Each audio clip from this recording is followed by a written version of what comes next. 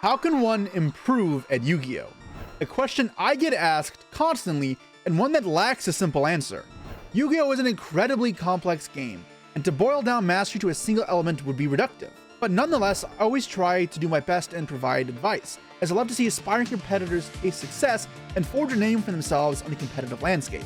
However, as long, arduous, and elaborate as the journey to becoming a good duelist is, there's one step that many players take that I think is actually a huge mistake. Falling for this trap is common. It's seductive as it often accompanies immediate results and improvements, but ingrains in duelists bad habits that only serve to impede further growth. But okay, what am I alluding to?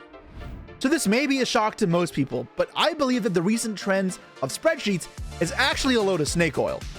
If you aren't familiar, a regrettably popular trend in the more competitive Yu-Gi-Oh scene has been the creation and distribution of spreadsheets as a means of learning and mastering a deck. These spreadsheets often contain a detailed breakdown of the steps involved in performing various combos with a number of different hands for the spreadsheet's highlighted strategy. Okay, then what's the catch? Spreadsheets seem helpful, so why am I so insistent on their counterproductivity? Well, the biggest one stems from another misconception in Yu-Gi-Oh! It's a big one that I expect anybody that actually plays a lot of the game to kind of see right through. It's that meta Yu-Gi-Oh! Decks are repetitive and brainless combos, lacking any sort of thought. I mean, obviously, if that were true, Yu-Gi-Oh! Would be a very simple game. Even within generally streamlined and restrictive strategies, the effectiveness of your turn 1 is defined by your ability to read your opponents, the cards they have, navigate their disruption, and then form a strategy to ward off their preceding offensive push. And if you need an example of this, you can look at my feature match from Weiss's Sacramento in the finals. So I opened up with a hand of 2 Wanteds, a Diabell Star, Oak, and Talents. We've got a rather simple hand, and in theory, a spreadsheet should for sure tell us how to combo with just a Witch, or even with an Oak in the hand. But even now, before the game begins at all, there's another factor for the equation that I have to account for, because before the finals, each top 4 match was played on stream, and I got to see what my opponent was playing. Senpai. The situation is immediately complicated further as I'm hit with a Molchambi Parulia in the draw phase. So now each time I summon a monster from my hand, my opponent will get a draw. I lead Witch and press forwards with the original for Ash, get Poplar, testing the waters for hand traps, and nothing happens at that point. But as my Poplar hits the field, I get hit with a second Parulia. And now if I want to summon the Oak from my hand, it would give the Tenpai player 2 new cards. But I do have something else. I do have the Talents in my hand, remember. So I get to use the Talents to look at my opponent's hand, and I'm blessed to see a lack of further disruption, barring the 1 Druid Swarm in their hand, which I can put back with the Talents. But I also obtained some other information. For example, the rest of the hand is all Tenpai Engine, including a Sangen Kaiman, but also no Sangen summoning in their hand. Okay, so now what do I do from here? Can a spreadsheet tell me? It's unlikely, and in reality, this duel is a rather tame one.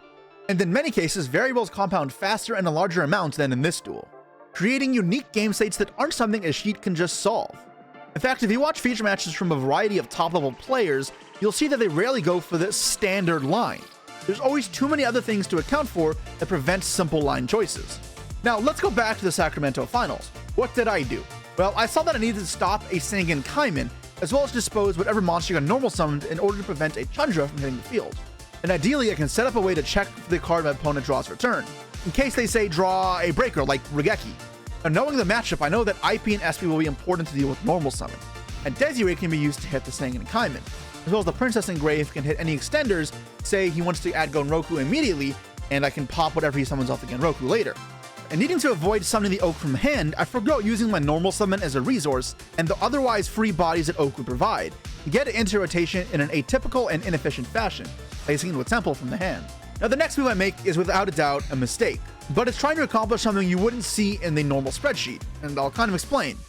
In my attempt to play around the possibility of my opponent drawing a breaker like Regeki, I choose to, rather than find a line to Appaloosa, make Necroquip Princess and draw a card. See, at this point I do misread Necroquip, and I don't actually get the draw. However, I'm sure I could have done it if I figured out the line better and had better practice with the deck. But the message there is still the same. I'm choosing to go for the less powerful route because I have an express thing I'm trying to work towards. The draw is important because with my matchup knowledge and hand knowledge, the only thing that would truly bolster my field to protect it from a crazy top deck would be Ash Blossom. And that's why my priority shifts. But this game is played far from perfect, and I'm happy to admit it.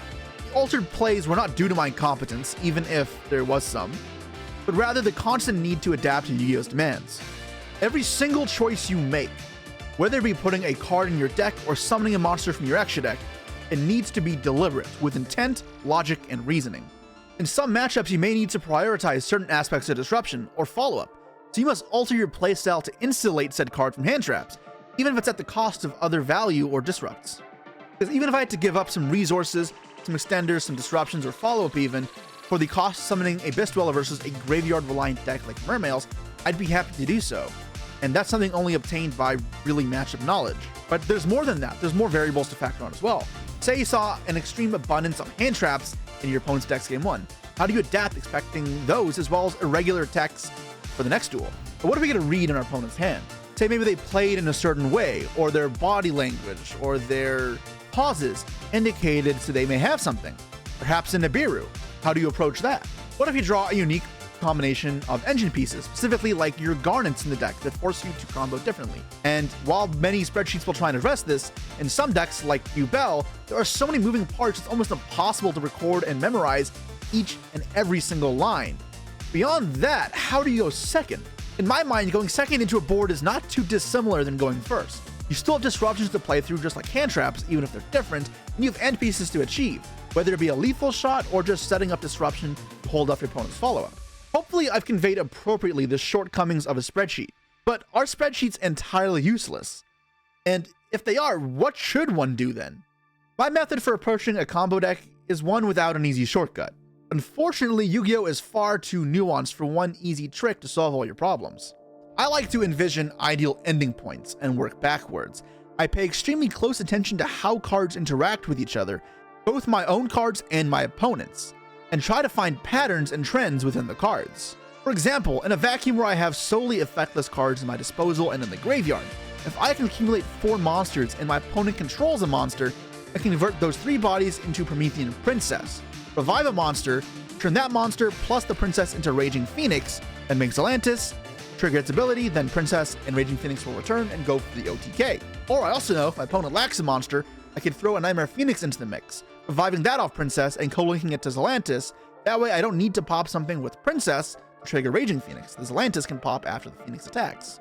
And it goes further than that, because I also know that if my opponent has a Fire or Dark in their graveyard, I can simplify this maneuver and only need 3 bodies to make this play, thanks to cards like Hida and Dark. These may seem obvious, but these compartmentalizations and pattern awareness are pivotal in order to understand and navigate a turn in Yu-Gi-Oh! Through disruptions. Because say I'm going for the kill, I know I must reserve the 3 bodies in a mirror match and force out all of their disruptions I can with the other tools I have available. And if I can't do that, I need to formulate a different plan.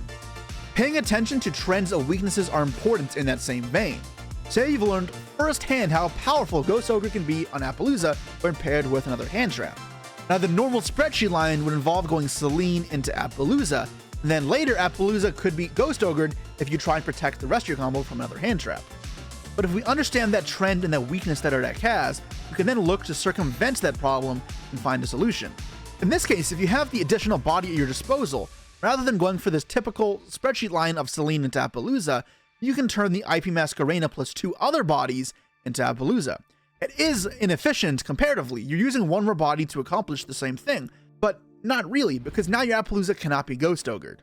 Knowing how to do this type of pivot is important, but even then, this is just one facet of the combo. It will have to be paired with a bunch of other factors. For example, maybe it's matchup knowledge we have to master. If I play against a rogue deck that has a hard time killing opponents, I myself could shift focus to play for my own follow-up rather than go for the kill. An important pattern I'd have to recognize first, but then I'd also have to look for that play pattern that favors this conservative approach. Long story short, there isn't an easy path for improvement, but rather you need to duel with the intent of learning, and maintain a keen eye for dissecting games looking for patterns that could be applied in the future. And spreadsheets aren't entirely worthless. There's a reason beginner players may see an initial spike in success when using one. It still teaches the patterns and lines that are best for value maximization, which, although not the be-all and end-all of Yu-Gi-Oh!, are still important, and the derivations of these lines are the end goal a better player seeks. However, further tutelage for the deck is better found from a skilled pilot that can explain reasoning and choice behind each action, and explore how to adapt to unique scenarios and identify pivotal plays in key matchups. A spreadsheet's value can come as a mean to learn the basics of a deck, how your cards interact together, as well as conventional combos that exemplify the synergies within the deck. But beyond that, spreadsheets offer minimal value. And for upcoming players, it's a drug that lures you in with the promise of success. It instead teaches bad habits and constrains players' capacity growth, condemning those with a reliance on spreadsheets to a career of mediocrity.